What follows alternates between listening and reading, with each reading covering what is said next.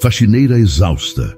Trabalha em 3 empregos para pagar cirurgia do filho, sem saber que o CEO milionário faria algo inacreditável com ela.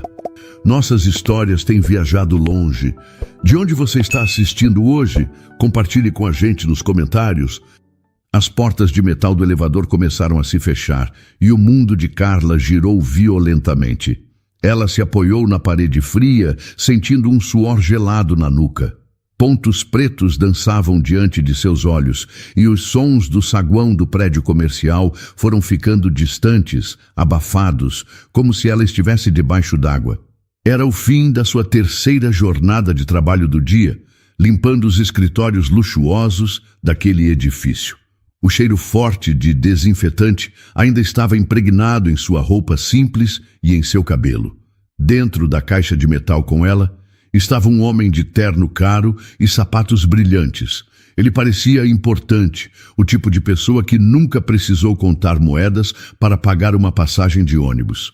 Carla fechou os olhos por um segundo, apenas um, buscando um instante de alívio. Mas nesse segundo, o chão pareceu desaparecer sob seus pés. Rodrigo Santos, o homem de terno, agiu por puro instinto, movendo-se mais rápido do que pensava ser possível. Ele a segurou antes que seu corpo frágil batesse no piso de mármore, surpreso com o quão leve ela era, como se fosse uma folha seca. De perto, ele viu as olheiras profundas e arroxeadas sob seus olhos e a palidez doentia de sua pele. Sem pensar 2 vezes, ele apertou o botão de emergência, fazendo o elevador parar com um solavanco suave. Senhora, você está me ouvindo? Ele perguntou, sua voz normalmente firme, agora carregada de uma preocupação genuína. Quando Carla abriu os olhos, a primeira coisa que viu foi o rosto ansioso do estranho, e logo atrás dele, um segurança do prédio que havia chegado rapidamente. Ela estava sentada no chão, apoiada na parede do elevador, sentindo uma onda de vergonha que a deixou com o rosto quente. O homem lhe estendeu um copo de plástico com água. Me desculpe, ela murmurou, a voz fraca. Eu só estou um pouco cansada. Não foi nada. Você desmaiou, disse Rodrigo, com uma calma que não combinava com a situação. Você se alimentou hoje? Sim, claro, Carla mentiu, o orgulho a impedindo de admitir que sua última refeição tinha sido um pão com manteiga há quase 24 horas. Ela tentou se levantar, mas suas pernas tremeram. Rodrigo não pareceu acreditar nela. Ele a observou por um momento e então, para a surpresa de Carla, abriu sua pasta de couro cara e tirou uma barra de chocolate. Tome, coma um pouco, vai ajudar. Ela aceitou por educação, suas bochechas queimando de vergonha. Depois de garantir que ela conseguia ficar de pé sozinha, Rodrigo e o segurança a acompanharam até o saguão. Ele a observou sair pela grande porta de vidro e caminhar em direção ao ponto de ônibus, uma figura pequena e exausta na noite fria da cidade. Já dentro do ônibus, com o corpo dolorido afundado no assento desconfortável, Carla segurava a barra de chocolate. Era um luxo que ela não podia se permitir, não agora.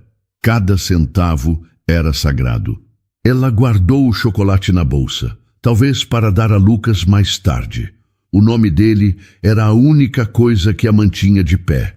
Lucas, seu menino de 6 anos, dono do sorriso mais lindo do mundo. Mas a imagem do sorriso dele logo foi substituída pelas palavras do médico, que se repetiam em sua mente como uma sentença. Carla, a condição do coração do Lucas é delicada.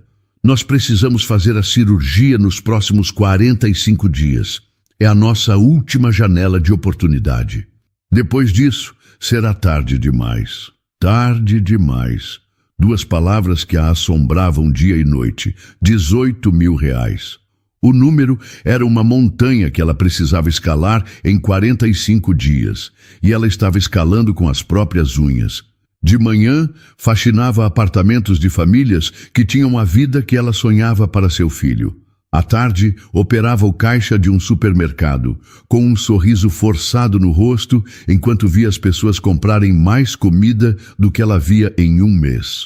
E à noite, limpava os escritórios vazios, onde o silêncio era seu único companheiro.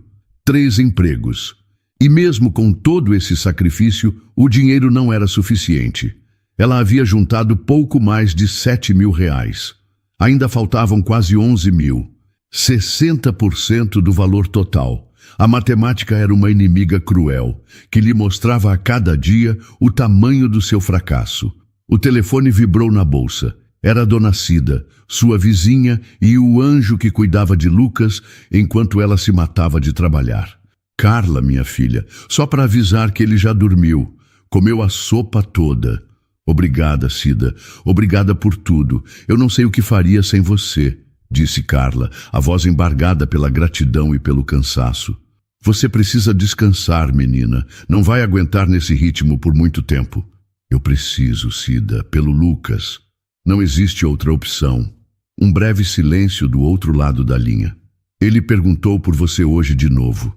Disse que está com saudade da mamãe. Aquela simples frase fez o peso da culpa se tornar ainda maior. Cada hora longe dele era uma tortura. Mas era uma tortura necessária. Ao chegar em casa, encontrou o pequeno apartamento em silêncio. Entrou no quarto na ponta dos pés. Lucas dormia tranquilo, o peito subindo e descendo de forma suave. Ela se inclinou e beijou sua testa, sentindo o cheiro doce de seu cabelo. Ali, observando seu filho, ela renovava suas forças. Na parede da cozinha, um calendário simples tinha mais um dia riscado com um X vermelho. 44 dias restantes. A urgência era um nó em sua garganta. Eu vou conseguir, meu filho. Ela sussurrou na escuridão. A mamãe vai conseguir. A promessa que Carla fez a Lucas, na escuridão do quarto, se tornou a força que a movia nos dias seguintes. Cada amanhecer começava com a dor aguda em suas costas. Um lembrete físico e imediato do sacrifício que estava fazendo. Há uma semana, ela havia vendido sua cama. O homem que a comprou, um vizinho de outro bloco, pagou 250 reais.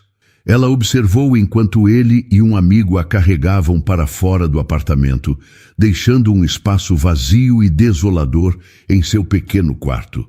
Agora ela dormia em um colchão fino e velho, jogado diretamente no chão frio. Não é tão ruim, ela dizia para si mesma, tentando acreditar na própria mentira. É temporário, mas cada osso de seu corpo protestava. Naquela manhã de sábado, ela não precisava ir para o trabalho de caixa do supermercado. Era uma folga rara, mas não significava descanso. Significava uma oportunidade para conseguir mais dinheiro. Seus olhos percorreram o pequeno apartamento. O que mais ela poderia vender? A televisão já tinha ido embora.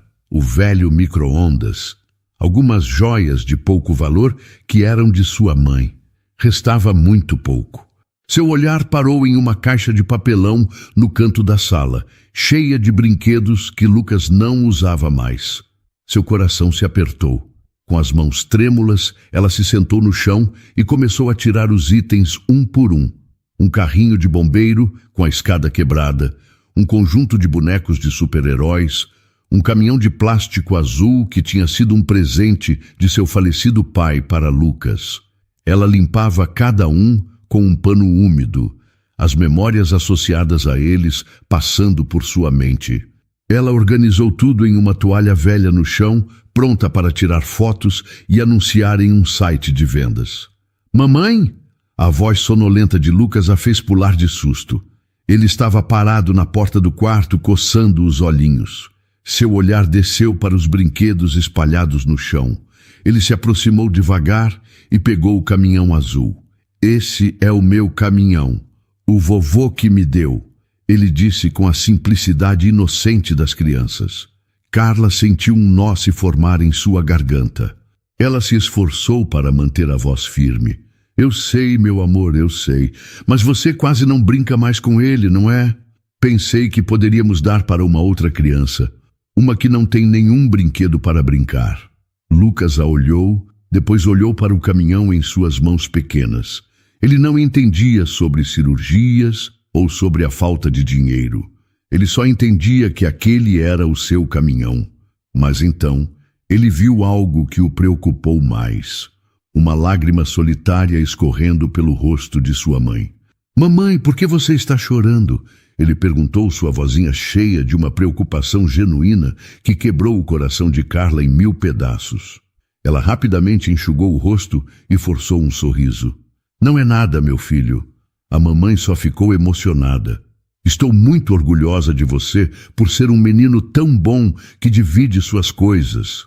Mais tarde, Dona Cida bateu em sua porta, segurando um prato coberto com um pano de prato. O cheiro de bife e batatas fritas invadiu o apartamento. "Carla, fiz um pouco a mais no almoço e pensei em você e no Lucas", disse a senhora gentilmente. "Ah, Cida, não precisava. Nós já comemos." Carla mentiu, o estômago roncando em protesto. Dona Cida olhou para dentro do apartamento, notando o espaço vazio onde a cama de Carla costumava ficar. Sua expressão se encheu de preocupação. "Minha filha, você vendeu a sua cama? Pelo amor de Deus! Onde você está dormindo?" "Estou em um colchão no chão." "Não se preocupe, está tudo bem." Carla respondeu, tentando parecer tranquila. "São só mais alguns trocados para ajudar o Lucas. Cada centavo conta." Dona Cida balançou a cabeça com os olhos marejados. Ela deixou o prato na pequena mesa da cozinha de Carla. "Pelo menos aceite isso. O menino precisa se alimentar bem." Ela não discutiu mais, mas quando voltou para seu apartamento, comentou com o marido em um sussurro triste. "Eu nunca vi uma mãe se sacrificar tanto assim. Ela está se acabando aos poucos. Vai ficar doente se continuar desse jeito." Naquela noite, depois que Lucas dormiu, Carla se sentou à mesa da cozinha. Ela contou o dinheiro que conseguiu com a venda dos brinquedos. R$120. Ela pegou a pequena caixa de metal onde guardava todas as suas economias. Somou o novo valor ao total. A cada dia, o número aumentava um pouco, mas a montanha de R$18.000 ainda parecia distante, quase inalcançável. O cansaço era mais do que físico, era uma exaustão na alma. Ela comeu um pedaço do bife frio que Dona Cida havia deixado, a primeira refeição de verdade que fazia em 2 dias. Cada garfada parecia um luxo. Olhou novamente para o calendário. 36 dias. O tempo e o dinheiro eram inimigos implacáveis, e ela estava em uma guerra que não podia se dar ao luxo de perder. O dia de Rodrigo Santos começou como todos os outros, com o silêncio. Um silêncio grandioso e caro que preenchia seu apartamento de cobertura com vista para a cidade adormecida. Ele bebeu seu café expresso, preparado por uma máquina que custava mais do que um carro popular, enquanto lia as notícias do mercado financeiro em um tablet. Do lado de fora de sua janela panorâmica, o mundo começava a se mover, mas ali dentro, em seu castelo de vidro e aço, nada parecia real. Era tudo uma coleção de objetos de luxo e espaços vazios. Em seu escritório, a rotina era a mesma. Reuniões, telefonemas, decisões que envolviam milhões. Por volta das 10 da manhã, sua assistente Ana entrou com uma pasta. "Senhor Santos, a nota fiscal do jantar de ontem para sua aprovação", disse ela. Rodrigo pegou o documento. R$50.000. Ele olhou para o número sem sentir absolutamente nada. Era o custo de fazer negócios, o preço para manter investidores satisfeitos e as aparências em dia. Para ele, era apenas tinta sobre papel, um lançamento contábil. Assinou com um gesto rápido e devolveu a pasta. "Pode pagar", ele disse, sua atenção já voltada para um gráfico de ações na tela do computador. Ele nem se lembrava direito do que havia comido na noite anterior, apenas das conversas vazias e dos sorrisos forçados. Na hora do almoço, ele se sentou em um dos restaurantes mais exclusivos da cidade com 2 sócios. Discutiam uma nova aquisição, enquanto comiam pratos com nomes complicados que Rodrigo mal conseguia pronunciar. Ele pediu um risoto de camarão, mas seu apetite era quase inexistente. Ele observava seus sócios falarem com entusiasmo sobre lucros e expansão e sentia um profundo distanciamento de tudo aquilo. Tinha conquistado tudo o que um homem em sua posição deveria desejar: poder, respeito no mundo dos negócios, uma fortuna que continuava a crescer. Mas um sentimento de vazio o acompanhava constantemente. Era uma espécie de fome na alma que nenhuma comida cara ou negócio milionário conseguia saciar. De volta ao escritório, ele passou a tarde em uma teleconferência com a equipe de Nova York. Falou sobre projeções, metas e resultados com uma voz firme e confiante. A voz de um líder. Ninguém que o ouvisse poderia imaginar a aridez que ele sentia por dentro. Quando a ligação terminou, ele se levantou e foi até a enorme janela de seu escritório. Lá embaixo, os carros eram como pequenos insetos em uma fileira e as pessoas, pontos anônimos se movendo pelas calçadas. Ele se perguntou sobre a vida daquelas pessoas. Sobre suas lutas, suas alegrias, seus medos. Eram preocupações reais, diferentes das suas, que pareciam tão abstratas e sem sentido. Ele tinha o poder de influenciar a vida de milhares de seus funcionários com uma única assinatura, mas se sentia a pessoa mais solitária e impotente do mundo. O sol começou a se pôr como uma obra de arte. Era uma beleza fria, distante. A exaustão que sentia não era física, não era a dor de um corpo que trabalhou demais, era um cansaço diferente, um peso na alma, o fardo de uma vida rica em posses e pobre em significado. Mas neste mesmo dia, a imagem daquela mulher desmaiando em seus braços não saía da cabeça de Rodrigo. Mesmo depois de chegar ao seu apartamento luxuoso, ele não conseguiu relaxar. A exaustão dela era algo que ele nunca tinha visto de perto. Era crua, real e completamente desprovida da vaidade ou do drama que ele via em seu círculo social. Era a exaustão de quem luta de verdade. E aquilo, de alguma forma, o perturbou profundamente. Ele serviu um copo de uísque, mas o gosto da bebida cara não lhe trouxe nenhum conforto. Havia uma inquietação em seu peito, uma sensação estranha que quebrava a monotonia de seus dias. Ele caminhou até sua mesa e esvaziou os bolsos. Chaves, carteira, o celular caro. E então algo mais. Um pequeno retângulo de papel fotográfico, um pouco amassado nas bordas. Ele ficou surpreso. Não se lembrava de ter pegado aquilo. Provavelmente caiu da bolsa da mulher no elevador, durante a confusão. Ele o pegou para examinar. A foto era de um menino, um garotinho sorridente, de talvez uns 6 ou 7 anos, com olhos grandes e brilhantes que pareciam cheios de vida.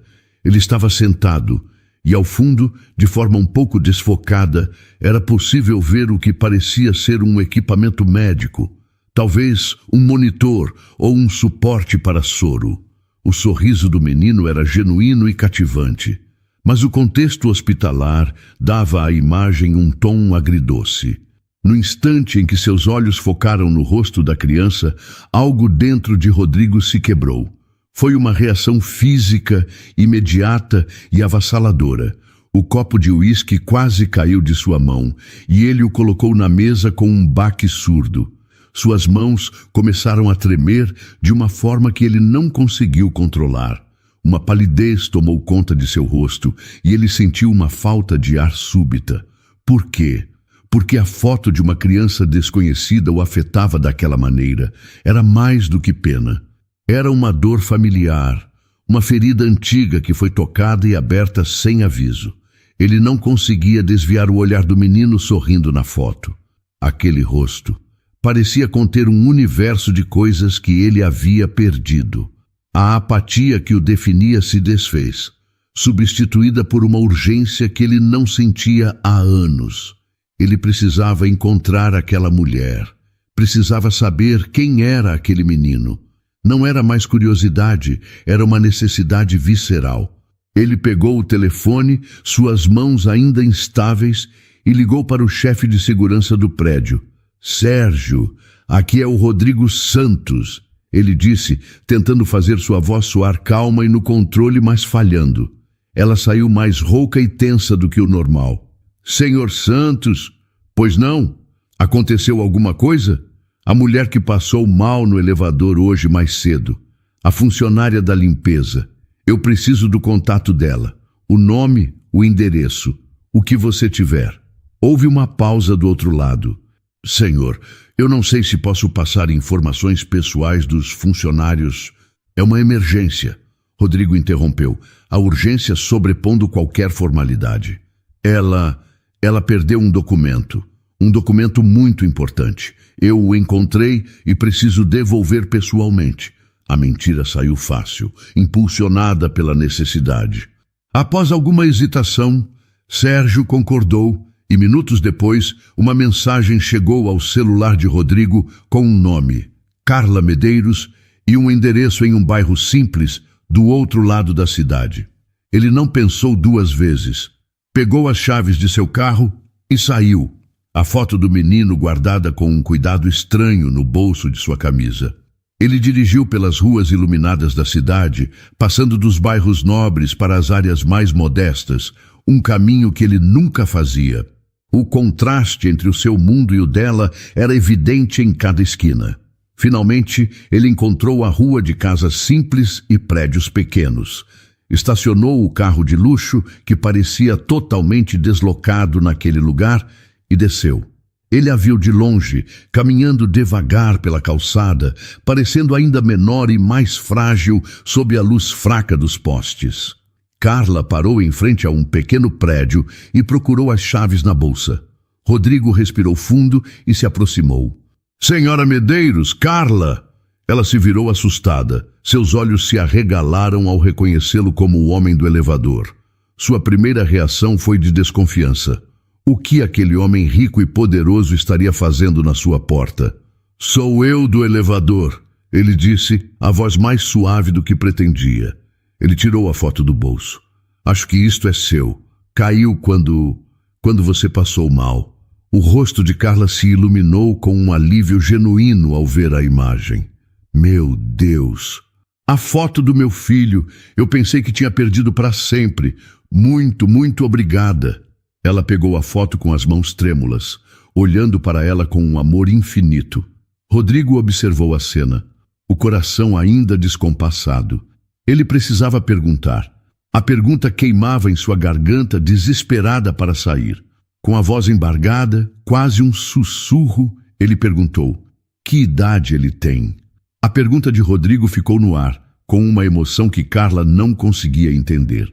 Ela apertou a pequena foto de Lucas contra o peito, um gesto de proteção, e olhou para o homem à sua frente com uma mistura de confusão e um pingo de medo. Por que seu chefe, um multimilionário, estava em sua porta, tão abalado por uma simples pergunta sobre seu filho? Ele tem 6 anos, ela respondeu, a voz um pouco desconfiada. O nome dele é Lucas. Por que o senhor quer saber? Aconteceu alguma coisa? 6 anos.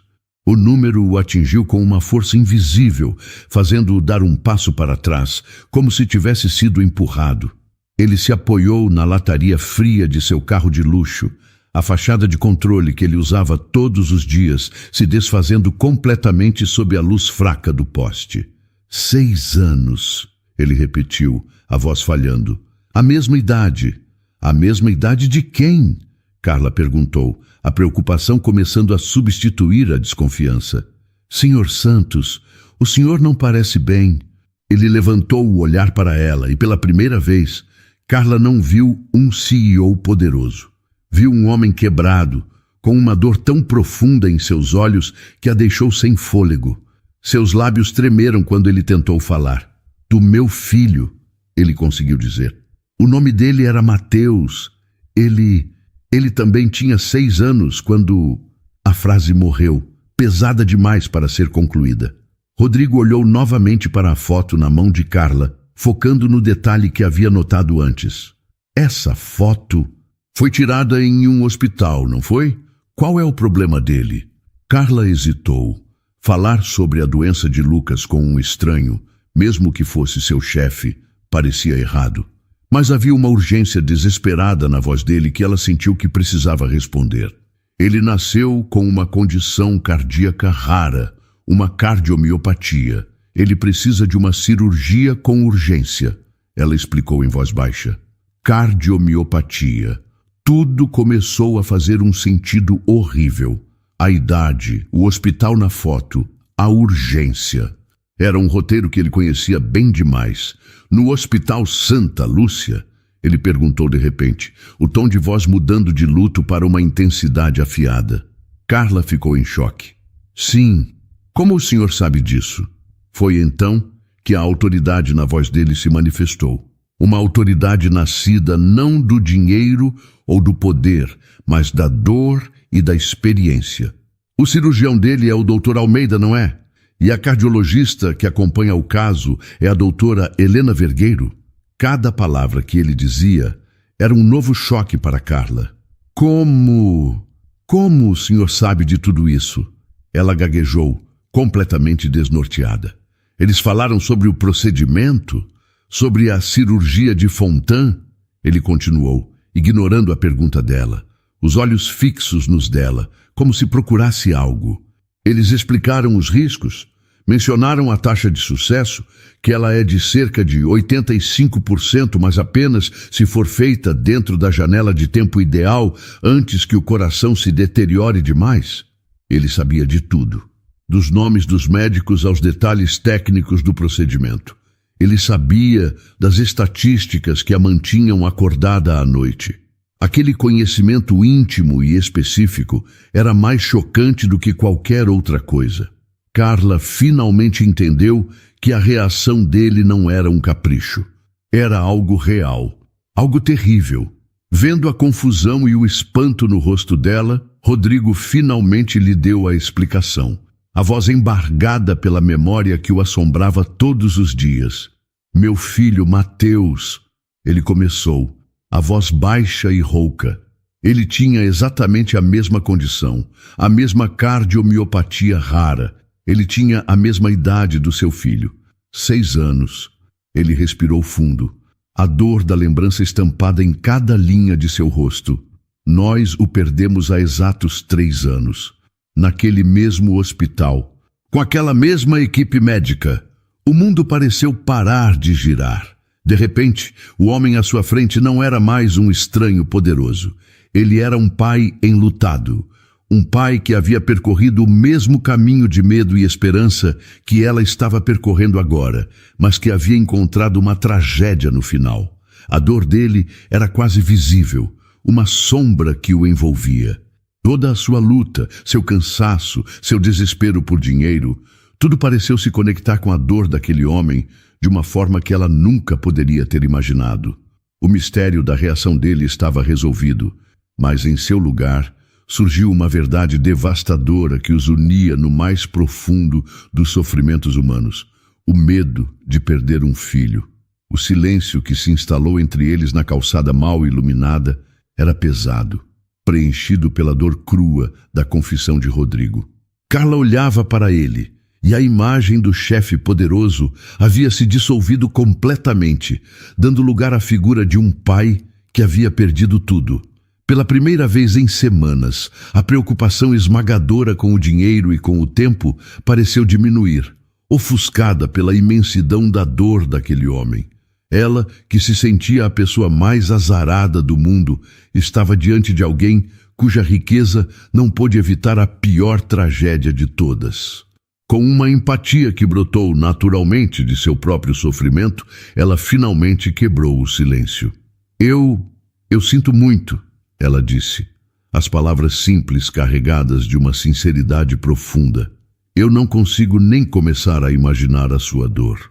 Um som amargo, quase um riso sem humor, escapou dos lábios de Rodrigo. Imaginar? Ele disse balançando a cabeça. Eu não preciso que você imagine. Eu vivi o que você está vivendo, mas de um jeito diferente e muito pior.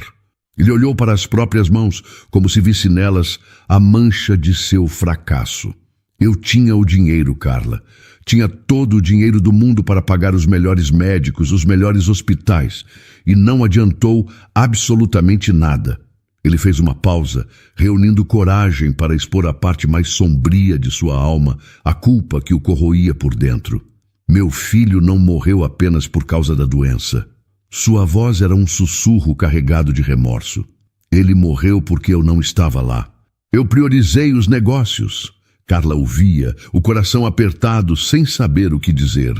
Eu estava do outro lado do mundo, em Singapura, fechando o maior negócio da minha carreira. Ele continuou, os olhos perdidos na memória dolorosa. Os médicos me ligaram, a doutora Vergueiro. Ela disse que a condição do Mateus tinha piorado de repente, que eles precisavam operar imediatamente. E eu... Sua voz falhou, e ele teve que engolir em seco para continuar. Eu pedi para esperarem, pedi 2 dias. Apenas 2 dias, eu disse a mim mesmo que daria tempo. O negócio era importante demais. Ele olhou para Carla e seus olhos estavam cheios de um arrependimento que o tempo não havia curado. O negócio foi um sucesso. Eu me tornei um homem ainda mais rico. Mas quando o avião pousou de volta em São Paulo, era tarde demais. Mateus teve uma complicação durante a noite. O coração dele não aguentou a espera. Ele se foi sem que eu pudesse me despedir, sem que eu pudesse segurar a mão dele.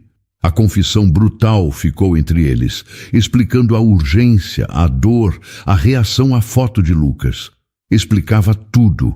E foi nesse momento de vulnerabilidade total que Rodrigo olhou para Carla com uma nova determinação nos olhos, uma intensidade quase febril. Eu não posso trazer meu filho de volta, disse ele, a voz firme novamente, mas agora com um propósito desesperado. Eu nunca vou me perdoar por isso, mas talvez eu possa impedir que outra mãe passe por algo parecido. Deixe-me ajudar você, Carla. Deixe-me pagar por tudo. Carla ficou paralisada, as palavras dele soando surreais. Vendo a incredulidade em seu rosto, Rodrigo detalhou a proposta, as palavras saindo rápidas, como se ele temesse que ela o interrompesse. A cirurgia do Lucas, todos os custos, do primeiro ao último centavo, o melhor tratamento que o dinheiro pode comprar. E não só isso. Ele deu um passo à frente. Vou te dar 100 mil reais. Para que você possa largar esses empregos que estão te matando. Para que você possa ficar ao lado do seu filho, onde é o seu lugar. E eu vou te dar um emprego de verdade na minha empresa, um cargo administrativo com um salário digno para o resto da vida, se você quiser, para que você nunca mais tenha que contar moedas para sobreviver. Era uma proposta inacreditável, uma mudança de vida completa, oferecida ali, na calçada de sua rua humilde. Era a resposta para todas as suas preces, mas parecia grande demais, impossível demais. A mente de Carla girava, tentando processar. Rodrigo viu a hesitação e a desconfiança nos olhos dela e se apressou em explicar, a voz carregada de uma súplica genuína. Por favor, não pense que isso é caridade. Não estou fazendo isso por você, estou fazendo por mim. É egoísmo, na verdade, salvar o seu filho. É a minha única chance de honrar a memória do meu. É a minha única oportunidade de fazer algo certo, depois de ter feito a coisa mais errada que um pai poderia fazer. Você estaria me ajudando, Carla, mais do que eu estaria ajudando você. A oferta estava na mesa. Uma oferta nascida da culpa e da dor. Uma busca desesperada por redenção. Para Carla, era uma tábua de salvação em um oceano de desespero. Mas era também um peso, uma dívida emocional que ela não sabia se conseguiria carregar. Ela ficou em silêncio, o mundo girando ao seu redor, o peso daquela proposta inacreditável esmagando sua capacidade de pensar ou responder. Cirurgia, 100 mil reais, um emprego para a vida toda. Era uma fantasia. Uma solução mágica para um pesadelo real. Por um instante, uma onda de alívio quase a derrubou. A imagem de Lucas sorrindo, saudável, passou por sua mente. o fim da contagem regressiva, o fim do medo, o fim do cansaço que corroía seus ossos. Seria tão fácil dizer sim, tão fácil aceitar a mão que o destino de uma forma trágica lhe estendia. Mas então, outra coisa falou mais alto. Uma voz interna, forjada em anos de luta solitária, de trabalho duro e de uma determinação feroz para nunca depender de ninguém. Era seu orgulho. A única coisa, além de Lucas, que ela ainda possuía. Aceitar aquilo seria como se render. Seria admitir para o mundo e para si mesma que ela havia fracassado. Com a garganta seca e o coração batendo descontroladamente, ela balançou a cabeça, primeiro de leve, depois com mais firmeza. Não, ela sussurrou, a palavra saindo fraca, mas carregada de convicção. Rodrigo a olhou, a expressão de esperança em seu rosto se transformando em pura incredulidade. Ele certamente não esperava aquela reação. Carla respirou fundo, encontrando forças para colocar sua recusa em palavras mais claras. Eu agradeço. De verdade, Senhor Santos. Eu nunca vou me esquecer do que o Senhor está oferecendo, mas eu não posso aceitar. Ela o olhou nos olhos, a dignidade sendo sua única armadura. A recusa pareceu ferir Rodrigo. Não é esmola, Carla. Você não está entendendo? Ele insistiu, a voz subindo um tom, a calma dando lugar a um desespero evidente. Isso não tem nada a ver com pena. Isso é sobre mim, sobre a minha necessidade de encontrar algum sentido para a morte do meu filho. Mas Carla estava presa em seu próprio conflito. Na sua cabeça, uma guerra estava sendo travada. De um lado, a imagem de seu corpo exausto, das moedas contadas, dos dias no calendário sendo riscados um a um. A voz do médico dizendo, é a última janela de oportunidade. A imagem do rostinho de Lucas. Do outro lado, a sensação humilhante de aceitar uma ajuda tão grande. Ela era a mãe dele. A responsabilidade era sua. Ela havia prometido a si mesma que conseguiria sozinha. Como ela poderia olhar para seu filho no futuro, sabendo que sua vida foi comprada pela caridade de um estranho? O senhor é um homem rico, disse Carla, a voz tremendo com a emoção que tentava reprimir. Para o senhor, esse dinheiro pode não ser nada, mas para mim é tudo. É a minha luta, a minha dignidade, é o que me define como mãe. E você acha que seu orgulho vale mais do que a saúde do seu filho? Rodrigo rebateu. A pergunta dura, mas não cruel. Era a pergunta de um homem que sabia o que era perder. Você acha que eu vou conseguir dormir em paz, sabendo que eu poderia ter evitado que uma criança sofresse e fui impedido pelo orgulho de sua mãe? Eu não estou oferecendo dinheiro, Carla. Estou oferecendo uma chance, para ele e para mim. Ele se aproximou um pouco mais, a voz baixando para um apelo íntimo e desesperado. Por favor, não veja isso como uma dívida. Pense nisso como uma parceria. Um acordo entre dois pais que entendem o que está em jogo. Eu entro com os recursos que para mim hoje são inúteis e vazios. E você me dá a chance de ajudar a reescrever um final diferente. O final que Mateus não pôde ter. As lágrimas que Carla segurava com tanto esforço finalmente vieram, rolando quentes por seu rosto cansado. O senhor não entende. Ela soluçou, expondo sua maior ferida. Desde que o Lucas nasceu, tudo o que eu fiz por ele. Sozinha. Cada fralda, cada febre, cada centavo. Se eu aceitar isso agora, o que eu sou? Eu sou uma fracassada. Uma mãe que não foi capaz de cuidar do próprio filho. A dor em sua voz era enorme. Rodrigo a ouviu e, em vez de recuar, encontrou as palavras certas. Palavras que miraram diretamente no coração do conflito dela. Você é uma mãe que está disposta a fazer de tudo pelo seu filho, ele disse, a voz firme e suave. Inclusive a engolir o próprio orgulho para garantir a vida dele. Isso não é fracasso, Carla. Isso é a maior e mais corajosa prova de amor que existe. A lógica era inegável, mas o sentimento de rendição ainda a paralisava. Esgotada, confusa e emocionalmente destruída, ela não conseguiu mais encará-lo. Ela não disse que sim, mas também não repetiu o não. Eu preciso pensar, ela murmurou. E sem esperar por uma resposta, deu as costas a ele e entrou no prédio, fechando a porta atrás de si.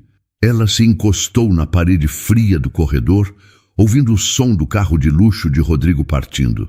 Carla não dormiu naquela noite. As palavras de Rodrigo e o peso de sua oferta criaram uma tempestade em sua mente. A luta entre seu orgulho e a necessidade desesperada de salvar seu filho era exaustiva.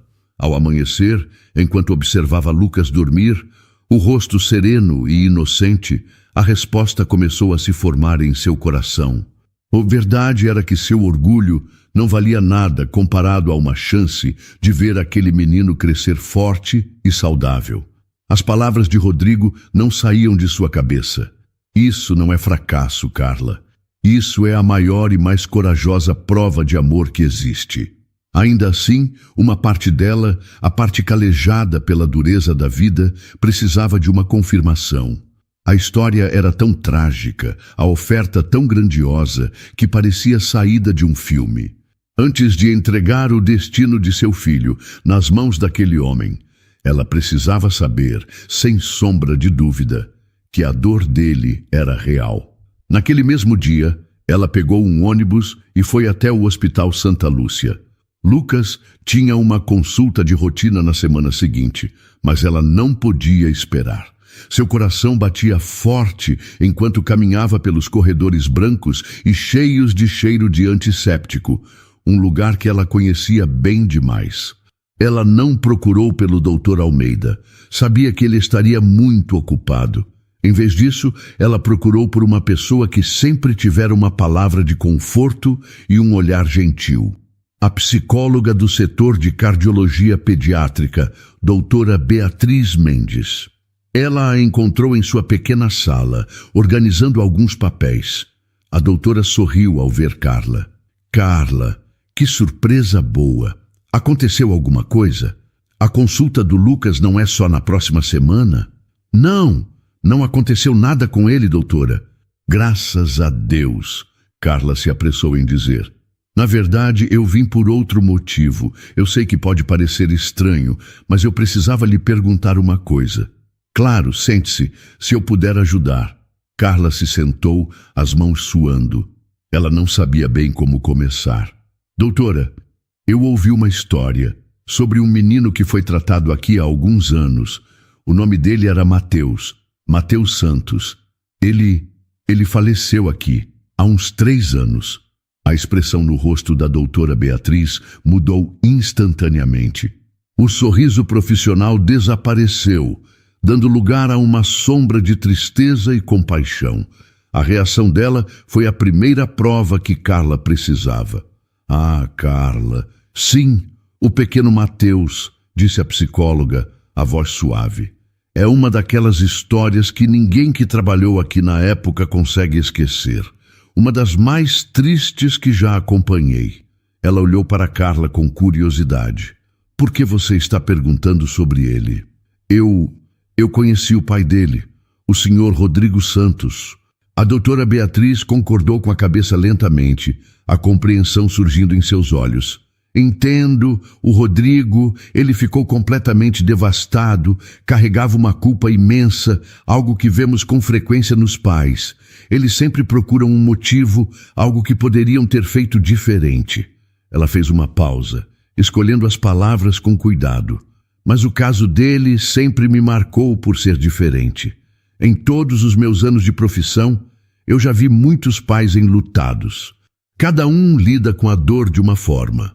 Alguns se fecham, outros se revoltam, outros criam fundações, doam dinheiro. Mas eu nunca, em toda a minha carreira, vi alguém tentar curar a própria dor, se dedicando a salvar outra criança de forma tão direta.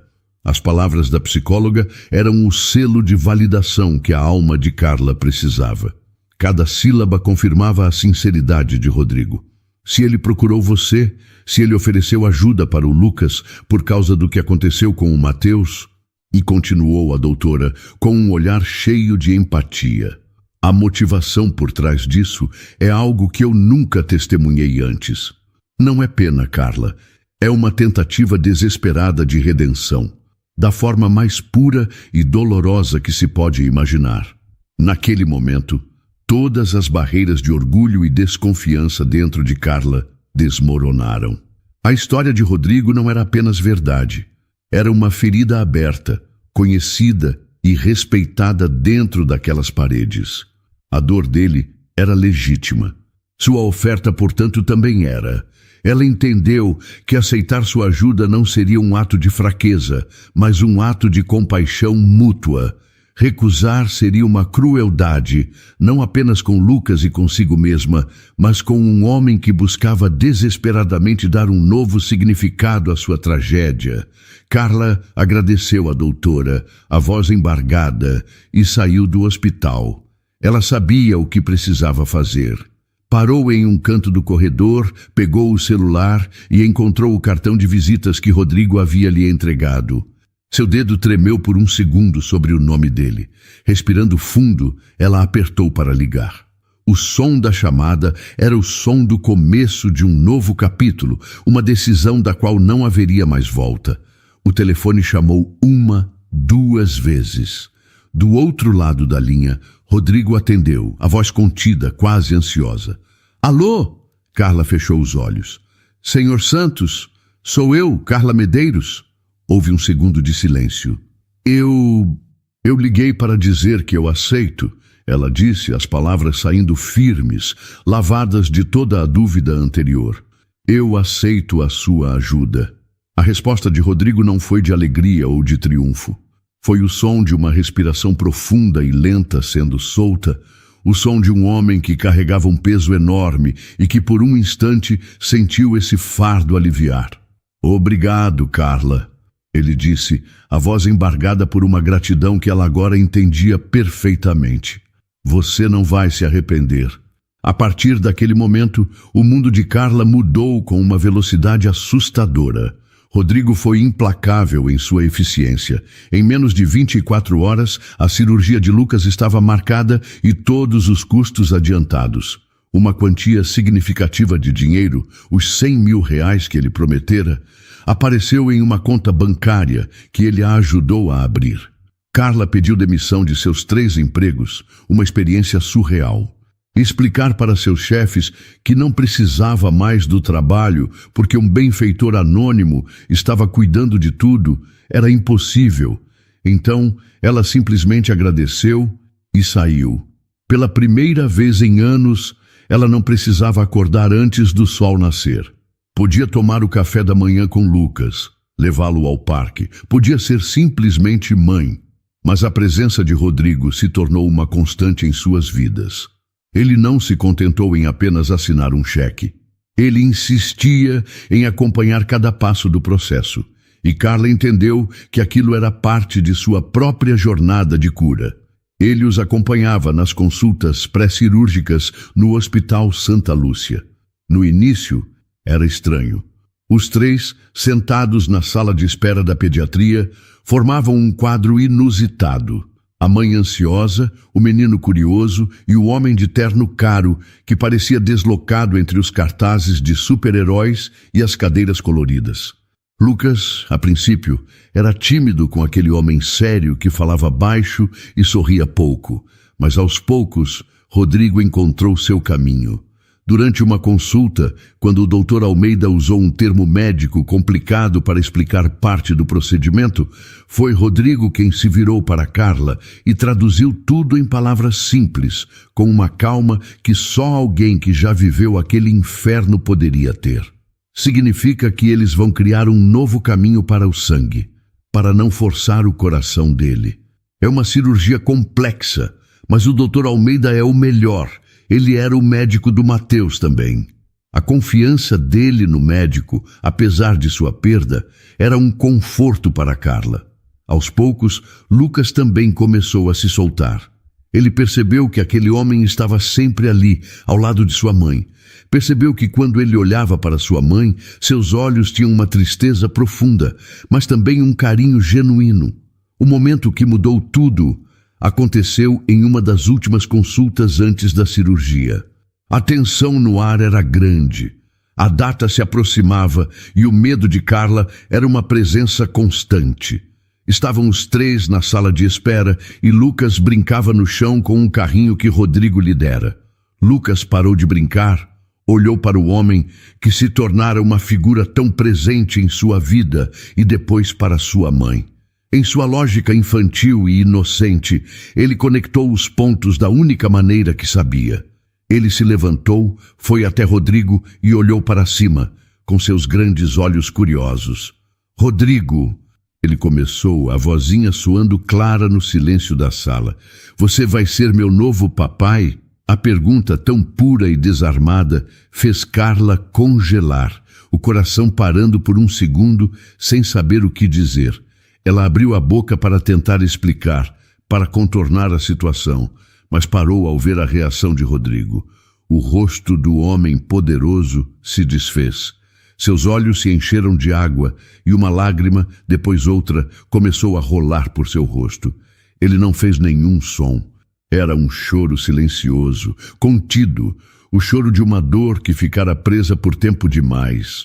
Eram as lágrimas que ele não conseguiu chorar no funeral de seu próprio filho, as lágrimas que o executivo de sucesso se proibiu de derramar por 3 longos e vazios anos. Ele estava chorando pela perda de Mateus, mas também pela pergunta inocente de Lucas, que lhe oferecia uma conexão que ele jamais pensou sentir novamente. Naquele instante, enquanto observava aquele homem forte e rico chorar silenciosamente por causa de uma pergunta de seu filho, Carla entendeu tudo. A dinâmica entre eles se inverteu. Não era mais sobre um homem rico salvando uma família pobre. Ela e Lucas estavam oferecendo algo a ele também. Estavam oferecendo a chance de sentir, de se conectar, de deixar a dor vir à tona para que pudesse, finalmente, começar a cicatrizar. Eles não eram um projeto de caridade, eram a cura um do outro. Com um gesto que pareceu o mais natural do mundo, ela estendeu a mão e tocou suavemente o braço de Rodrigo. Um toque de conforto e de profunda compreensão. O dia da cirurgia de Lucas chegou sob um céu cinzento que parecia refletir o medo no coração de Carla. O corredor do hospital, que nos dias anteriores se tornara um lugar de conexão, hoje era um túnel de ansiedade. Lucas, vestido com a pequena roupa do hospital, era a imagem da bravura infantil, mas Carla via o medo em seus olhos grandes. Rodrigo estava ao lado dela, uma presença sólida e silenciosa.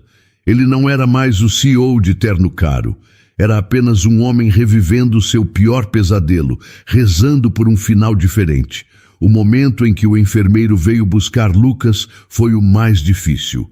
Carla se ajoelhou, abraçou seu filho com uma força que guardava todo o seu amor e medo, e sussurrou em seu ouvido que o amava mais do que tudo no mundo. "Mamãe vai estar bem aqui te esperando, meu amor."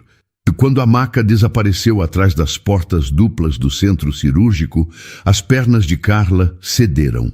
As lágrimas que ela segurou por bravura na frente do filho agora corriam livremente. Antes que ela caísse, Rodrigo a segurou, envolvendo-a em um abraço firme. Ele não disse nada, apenas a deixou chorar, oferecendo o conforto silencioso de quem entendia perfeitamente a profundidade daquele desespero. Eles se sentaram na sala de espera vazia para começar a longa e torturante vigília. Os minutos se arrastavam como horas. O único som era o zumbido suave das luzes e o bater do relógio na parede. Carla torcia as mãos, o corpo todo tenso. Rodrigo estava quieto, os olhos fechados, a mandíbula travada.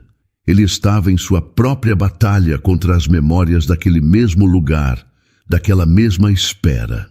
Em um determinado momento, ele se virou para Carla e pegou a mão dela. Sua pele estava fria, mas seu toque era firme e quente. Ele olhou para o teto do corredor como se pudesse ver através dele, e sua voz saiu em um sussurro rouco, uma prece íntima e dolorosa. "Mateus, meu filho", ele disse, a voz embargada, Guie as mãos dos médicos hoje. Por favor, ajude seu novo amigo a ficar bem. Ouvir aquilo partiu o coração de Carla mais uma vez, mas de uma forma diferente. Ela apertou a mão dele com força. Naquele momento, eles não eram apenas um homem e uma mulher esperando. Eram dois pais, unidos pela mesma esperança e pela mesma dor, pedindo um milagre para duas crianças. Uma que lutava pela vida e outra que já havia partido.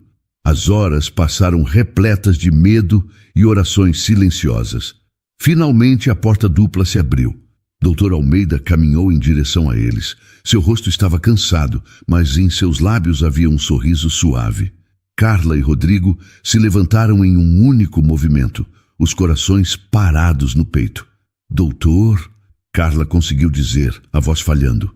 A cirurgia foi um sucesso, anunciou o médico, e aquelas palavras foram as mais bonitas que Carla já tinha ouvido. Ele é um menino incrivelmente forte. Correu tudo perfeitamente bem. Ele está se recuperando. Um soluço de alívio escapou de Carla, e as lágrimas voltaram. Mas desta vez eram lágrimas de pura alegria.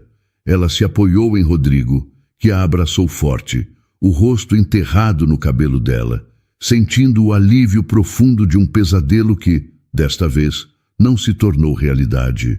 6 meses depois, o sol da tarde iluminava o jardim recém-inaugurado do Instituto Mateus, uma organização criada por Rodrigo para ajudar famílias de crianças com doenças cardíacas. O lugar estava cheio de gente, risadas e balões coloridos. Carla, agora diretora do instituto, estava no pequeno palco terminando um discurso. Ela não era mais a mulher exausta e assustada. Estava radiante, com uma confiança e um propósito que iluminavam seu rosto. O Instituto Mateus nasceu de uma grande dor, ela disse à multidão, sua voz clara e firme, mas hoje ele é um símbolo de esperança. É um lembrete de que mesmo nas maiores tragédias, o amor e a compaixão podem criar um novo começo. Ela desceu do palco e foi recebida por um abraço apertado. Era Lucas, correndo cheio de vida, as bochechas rosadas e sem nenhum sinal da fragilidade de antes. Logo atrás dele vinha Rodrigo. Ele não era mais o homem sombrio e vazio. Havia uma leveza em seu sorriso, uma luz em seus olhos. A dor da perda de Mateus ainda estava lá, mas não era mais uma sombra que o consumia.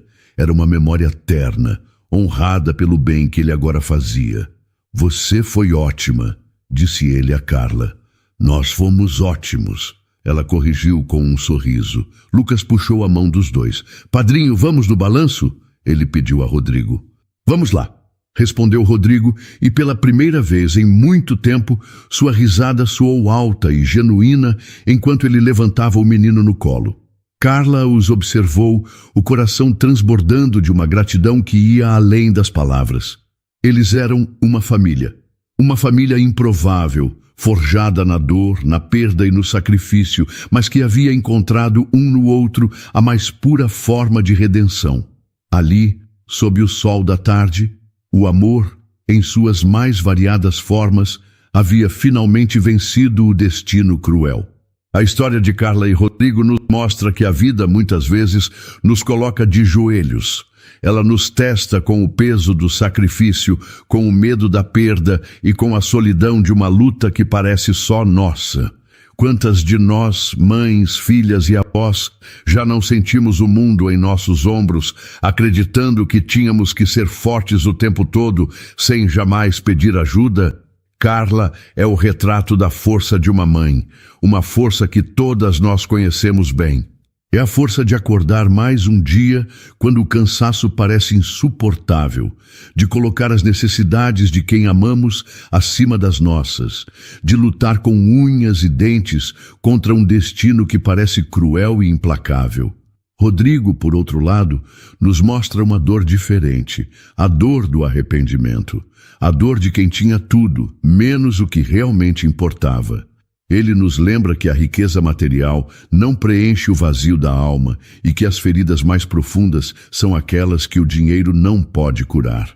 Mas a lição mais profunda que essa história nos deixa é que mesmo nos momentos mais escuros, fios invisíveis nos conectam.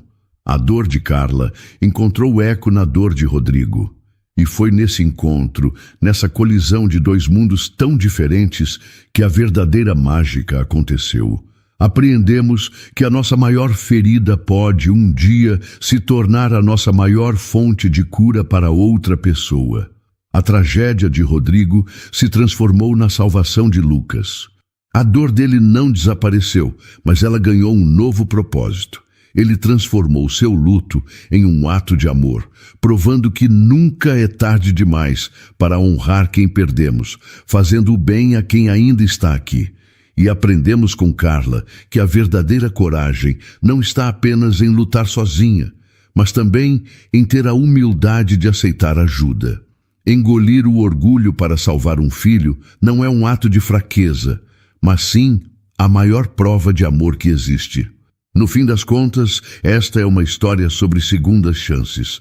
A segunda chance de Lucas para viver, a segunda chance de Carla para respirar e a segunda chance de Rodrigo para se perdoar. Que possamos levar conosco esta mensagem. Nossas cicatrizes contam a nossa história e nos conectam com a humanidade dos outros.